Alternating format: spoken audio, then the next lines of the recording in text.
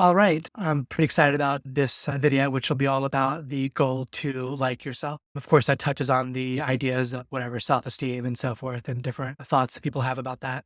But what's very unique is what I'm going to try to show you is not how to like yourself, but actually how to drop the whole goal of whether you like yourself or not by seeing how absurd it is and how no matter how you end up trying to achieve this goal, you end up losing big time, where it'll very possibly be shocking to you at the dramatically inefficient and negative effect this has had on your life, counterproductive and so forth effect.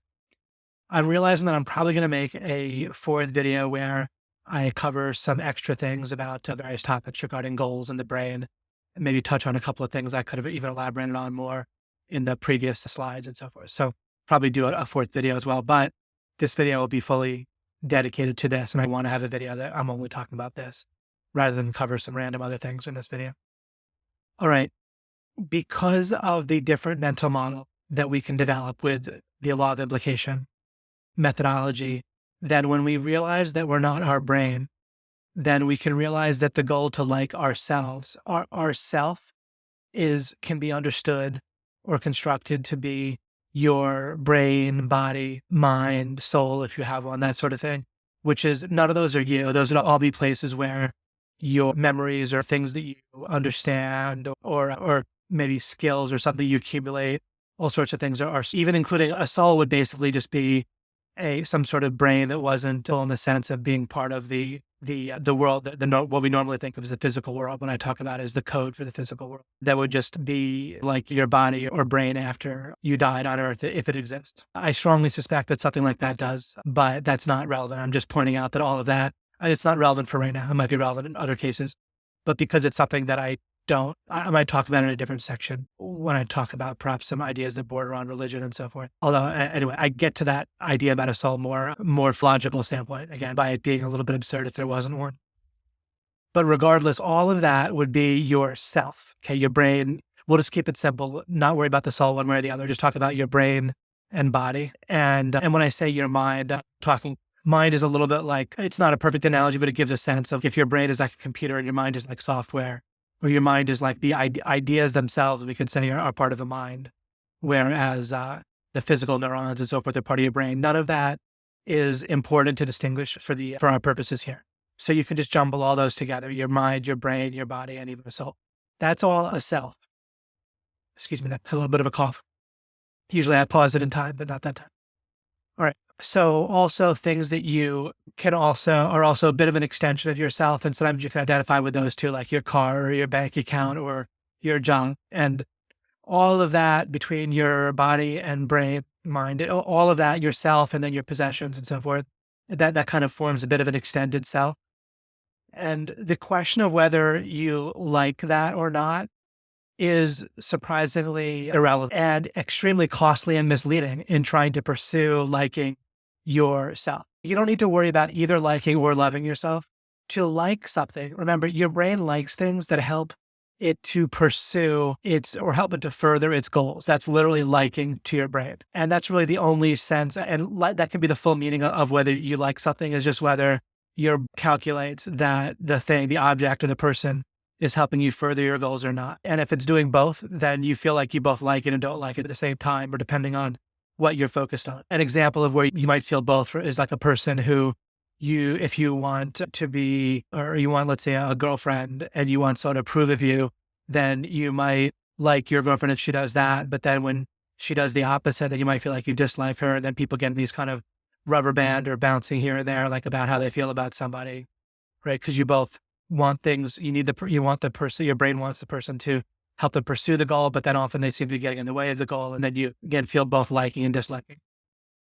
To love something people use the idea of love as just an extreme version of, or a stronger version of, and of course that's a meaning of the word that's used culturally. I'm not denying that, but in terms of a useful understanding of a concept, that it's good to understand love as something that you can only choose to do for a being that's conscious and that can feel happier or less happy.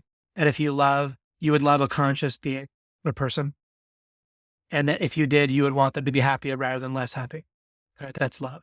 And then how much you're willing to sacrifice for that. If such a thing had to happen, and many times you don't have to sacrifice anything in order for someone to be happier, but If it was the case that you had to, then how much you love them would be based on how much you'd be willing to sacrifice or how much effort you might be willing to put in for that person to be happier. All right. So now if we look at that, then liking yourself would have something to do with whether you think that your own self is helping you further your goals or not. And of course, you could feel like, oh, gee, I'm stupid. If someone says like, oh, I'm stupid, that means that their brain, again, is concluding about, again, yourself, which is just the brain, body, all that stuff, mind and so forth. Then I'm going to try to stop repeating what I mean by self, but make sure you keep it fixed in your mind and don't, these words are used commonly in talk and in a way that's blurry or changes meaning. And so try to remember that I'm referring to how I constructed the meaning in the beginning of the video. So if you're, and I'm not going to try to say everything exactly perfectly in terms of you, your brain and all that right now. So although usually I will. So if your brain is trying to decide whether you like yourself or not, or it calculates it should tell you to like yourself or not, then it's deciding whether or not your brain, your body, yourself is helping it pursue its goals, or whether you're getting in your own way, or whether your own stupidity is making things harder for you, whether your attractiveness is helping you, or your social skills are helping you further your goals or hinder your goals. And it's a question it's not helpful to worry about. The goal should be is to remove contradictions in your mind, in your belief system, your actions and so forth, and to gain understanding of how to have more good stuff, more good, how to achieve good to achieve. A goal, as I talked about before, a goal that isn't good to achieve, you can just realize that and drop it. And then if for some reason achieving a goal would necessarily lead to more actual good, actual happiness for you consciously, then you would want to gain understanding of how to reach that goal. And so, great. So you can do that and you can remove contradictions. You can gain more correct, useful, true understanding of what leads to good, and you can remove contradictions. And that's it. And including if you're worried about being attractive, then you can just, if it's true that being more attractive is going to actually make you genuinely happier. Now, let me point out that it's very easy for people to get confused about what makes them happy. Just because your brain gives you a rush, gives you like a dopamine rush for doing something, doesn't mean that it actually makes you happier. For example, cocaine to a drug addict, or maybe to anyone, I haven't ever taken cocaine, but cocaine might make you feel happy, or owning a pet might make someone feel happy, might give them a dopamine rush, but overall it might make them less happy. It might detract from their lives. It might be the case that owning a pet makes them happier, and everyone else around them happier for their net for their life. That's possible. It's also possible that's not the case. It might be more like cocaine. It might be more circular, where the pet helps you like yourself better. And yet if you were to drop the whole question of liking yourself, then all of a sudden life just becomes so much clearer and easier and so forth. And I'll get to that. I'll try to show you why that is. First, I'm just helping you understand what's going on with this goal of liking yourself. Okay, so if you have a goal to believe that already yourself is helping you further your goals, it's this kind of weird, nonsensical goal, right? You should already know that it has some useful stuff. Yourself has some useful stuff, and then it has some incorrect ideas, some contradictions, and then there's some understandings about what would lead to good that you don't have yet. So it doesn't matter I realize that in general, it might help. In some cases, it tends to help by acknowledging reality or to knowing where we're at right now. But that's fine. You can want to know whether an idea in your mind is correct, or you can want to know whether there's something that you could understand that you don't yet. And you can also want to know when there's ideas or skills that you have that are correct. And so you keep those skills or you keep those ideas. That's all fine. But you don't need to have a goal to think that the way you already are meets some arbitrary standard. Do you see? Like the idea of whether you like yourself or not is just whether you meet some arbitrary standard right now, this minute, of how good a job you're doing at furthering your own goals, right? Or how helpful yourself is in helping you further your goals. That goal is going to get twisted right away into a goal to perceive that you're helping yourself further your goals, that you're good enough or whatever. Instead of the reality, it gets twisted into a goal for perception. And so then your life becomes this struggle, this race, and there's so much effort to try to be receiving inputs, receiving feedback that you're doing well, that you're achieving that standard, you're living up to your standard. People will wake up in the morning and not be able to go to bed at night feeling good about themselves unless they've accomplished a certain amount. How horrible is that? How horrible is it to get up in the morning and not be allowed to go to bed happy unless you've accomplished a number of things during the day? But that's generally how people think. It's terrible. You should be able to be happy throughout the day without having to earn it every day. If there's things that you need to, that are necessary to do in order for you to be happier, like maybe to earn some money for a comfortable living or whatever, then just set those goals themselves on purpose. But you don't need to feel extra bad about not progressing towards those goals. People spend so much money, basically all your money past what it takes to survive comfortably, which in America is probably around $1,000 a month or so for a particular person. For a family with 1.6 kids, that would be, and they're married, that would be, I guess, $3,600. But whatever, of course, that can vary or fluctuate. But generally speaking, whatever you need to survive with reasonable comfort, then almost anything past that, you're just spending money trying to like yourself. And if you just drop the goal, then you would be happier and not have to spend all that money. And including people spend so much money to, like, quote unquote, impress others, so that in order to get feedback from others to help them like themselves more. You can care about what other people think of you without worrying about liking yourself for their sake. If you need to, I talked about it in one video about how the biggest factor in whether a student learns from a potential teacher or speaker, the biggest factor in whether you'll learn from me, unfortunately, is whether you like me or not, whether your brain calculates you like me. You can overcome that. You can look at things radically differently and get past that. But because that's a big factor, that if you want to help somebody understand things better, such as if you want to help them understand the law of implication, then it helps up early on for them to like you. And so for their sake, you might do things a little bit to help them like you, but you don't really have to spend very much on that. Often it backfires anyway. You try to spend money to get someone to like you. It often has as much chance of working as it does of not working. What I mean by spending money, maybe you get a better car, maybe you dress in more expensive clothes, maybe you go to a particular restaurant, I don't know, just all sorts of things that people buy, jewelry. And as I said, people will get pets or have children, and doing it until you drop the goal of liking yourself, you'll never know if you really want to have a pet or a child for the right reasons. And so just having a pet because you like how they get excited about seeing you, then the problem is you often won't even treat the pet that well. Like you'll want the pet to do that, and that'll be your highlight, but you won't be thinking about the pet. Or same thing with a child. And people will project it and care. They'll have all these dreams about their child, but mainly because if their child achieves those things, they'll like themselves more. That's going to prevent you from really seeing clearly regarding your child and what's best for them. Because instead the hidden goal is for you to like yourself more. Trying to like yourself will also just cause you to be miserable, in just so many ways, right? As I said, you'll often be upset with yourself because you haven't accomplished enough. And the trouble with spending money on liking yourself, you might think, what if I make a lot of money? Generally speaking, people don't just make money for the sake of because they exist, right? They make money because they do stuff that other people want them to do. Personally, I'd rather do things that I choose to do.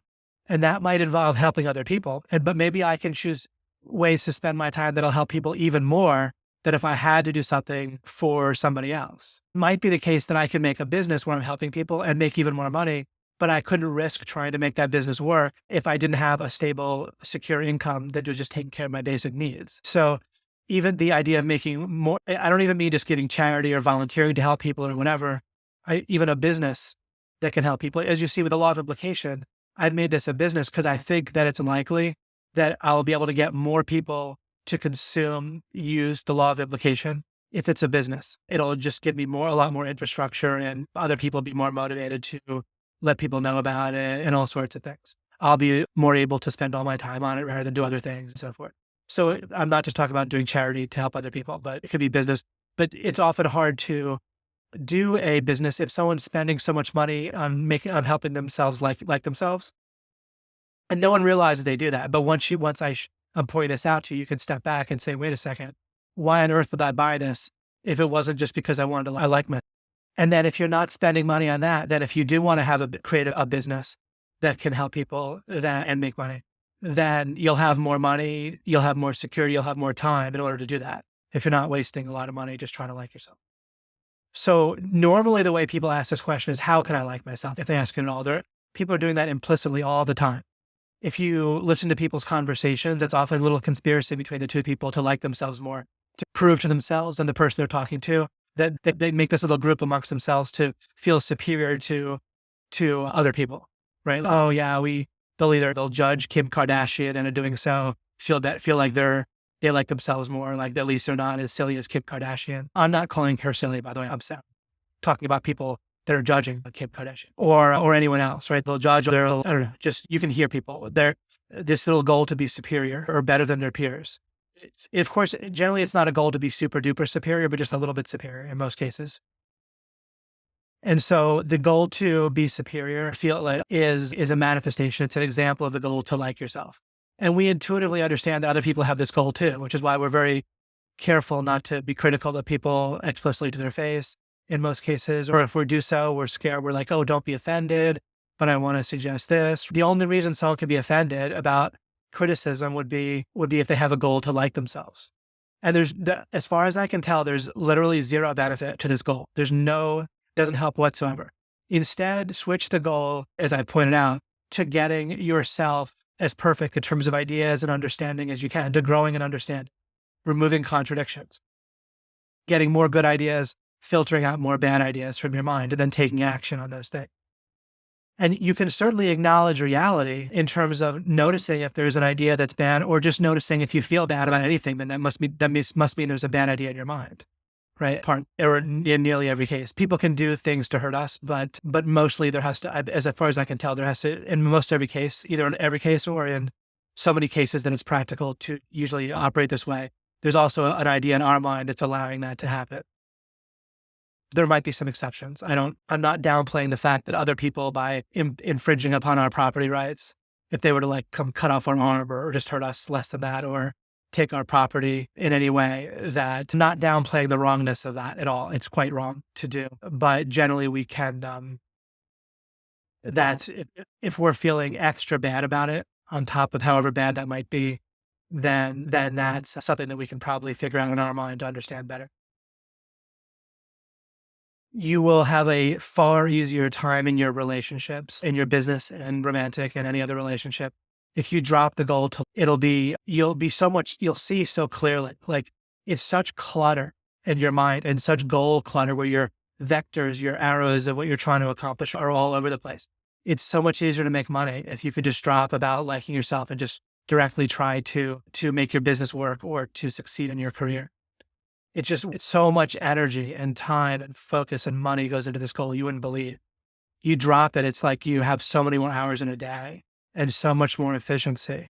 You can still recognize that realistically other people will have a goal to like themselves, and you can still absolutely appreciate when people give you compliments or say nice things or appreciate an understanding that they gave to you. That's nice. And it's nice for them. Like if they're saying that, usually it's because it made them feel nice in some way to notice that something you've done, and you can appreciate that, right? Because it helps them. It gives you some feedback on how you're doing.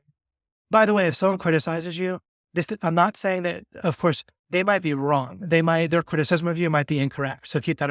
This isn't about any criticism someone gives to you, you just accept it and presume that it's correct. But you can fully appreciate and enjoy anything about yourself that is helpful or good or useful or correct. Great. Enjoy that. Just fully enjoy it. It's great. Just like I say, I enjoy things that I have. But you can enjoy something, you can enjoy it without it meaning that if you don't have it, you need to feel worse. It's like that. I talked about this on a different slide. Remember the stock market analogy? Right? You can fully enjoy something and just make sure with your brain it's not encoded as, once you realize that not taking advantage of an opportunity isn't bad for the same, and I illustrated that by saying, what are you going to do? Be upset every time a stock goes up or down or a commodity goes up or down? In any stock market, including the Japanese, the Nikkei, or any place. Of course, that's crazy. So you can fully feel good about something, about an opportunity being taken advantage of without feeling bad, without that meaning that you have to feel bad about not taking advantage of an opportunity. Or in this case, you can feel good about being complimented.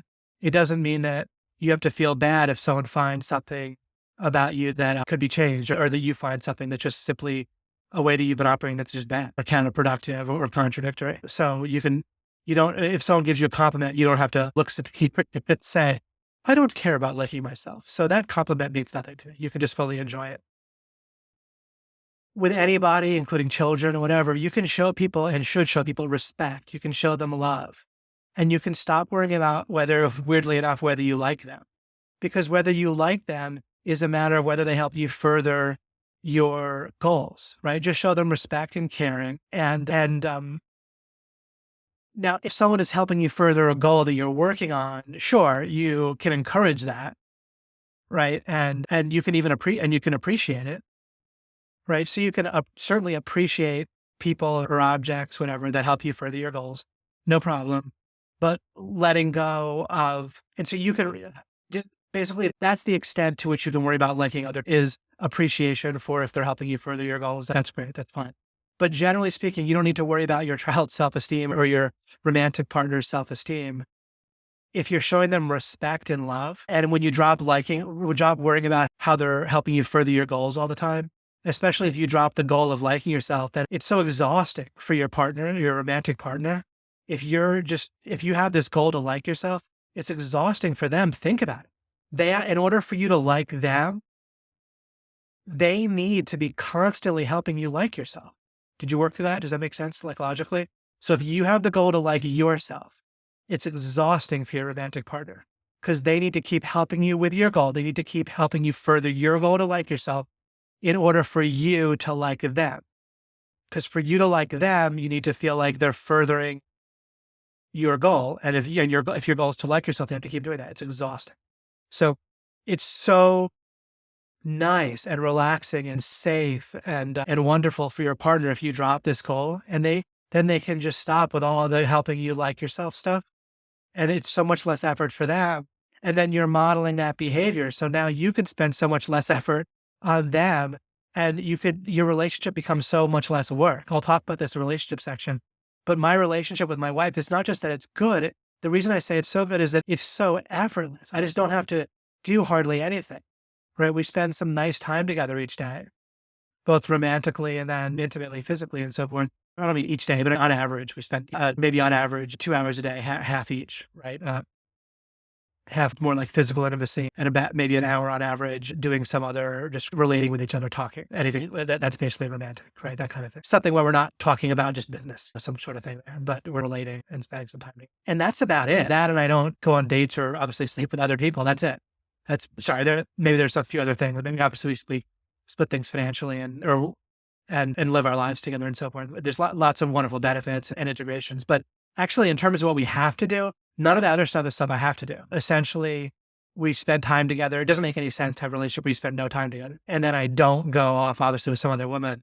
And that's it. Everything else is pretty much just because it makes sense at the time, but not something that I have to do, including literally it's Christmas. I don't have to get her a gift. Actually, might be shocking or appalling to you, but I actually didn't get her anything for Christmas. I often don't. We get each other stuff consistently just when we see something, and we give each other gifts and do plenty for each other. We're wildly happy. Everything's great. But I didn't wake up on Christmas in the hole and negative and have to make up for it. I have to give someone a gift, give her a gift, or else she'd be angry.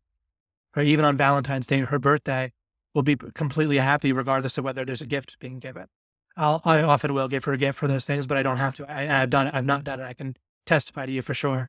Probably half the times, even literally on Valentine's Day, I think, and we're just completely happy, right? Of course, once in a while things that come up, nothing to do with gifts, but just where there'll be something to discuss or we'll be snippy with each other here and there. I don't mean that it's perfect every day, but it's about, probably about once every 6 months that we have a difficult, serious half a day or whatever, where we're trying to work through some issue or something like that. It's pretty rare. And we don't just have little snits very often here or there. If they do, they get dropped within a few minutes, just to give you a bit of a sense of what I'm talking about. So much less effort in life. You spend so much less money. And you remember, we have such an impact on the people around us. So if we drop this goal, then it helps model for them to drop the goal, which makes life so much less exhausting. And try to help other people like themselves all the time too. And then we can't help them improve as well, the people around us, because we're always worried about offending them. And I'm still careful, right? I'm not critical of people around me. Don't get me wrong. I'm always trying to improve them. But I'll tell you, like my business partner, Mike, he's particularly really open to if there's something that we need to change and something that even that he's doing or a way that he's thinking about things. He's great at letting me mention those things, and he'll be open to looking at that and changing. But of course, I'm smart and I am constantly appreciative and pointing out things that I do like as well. So that I'm ahead of the game always. I don't have to, the minute I realize that there's something we want to make a change in or that I want him to do differently, I don't realize, oh, wait, I need a 5-to-1 rule where now I need to praise him 5 times. I'm already ahead of the game. And so that way I'll still probably say something positive along with something that I would want changed, but not so behind that I need to do it all right that moment where I'm like, okay, let me list 5 good things about you and then say what I want changed. Because that's a little bit obvious, right? If you have to do it all at the right in that same moment. All right. Hopefully this will start a bit of a feedback loop with you and with us where you're learning to drop this major thing that's crushing you in life. And I will, maybe if people don't know, I might have explained this perfectly for most everyone, or it might be where people have questions. Definitely write to me if you have questions about this or you have difficulty applying it or you have an objection that's confusing you. And I can continue to clarify if I get some feedback that more clarification is needed. But I will end this here and hope that this will be very helpful for you. Take care.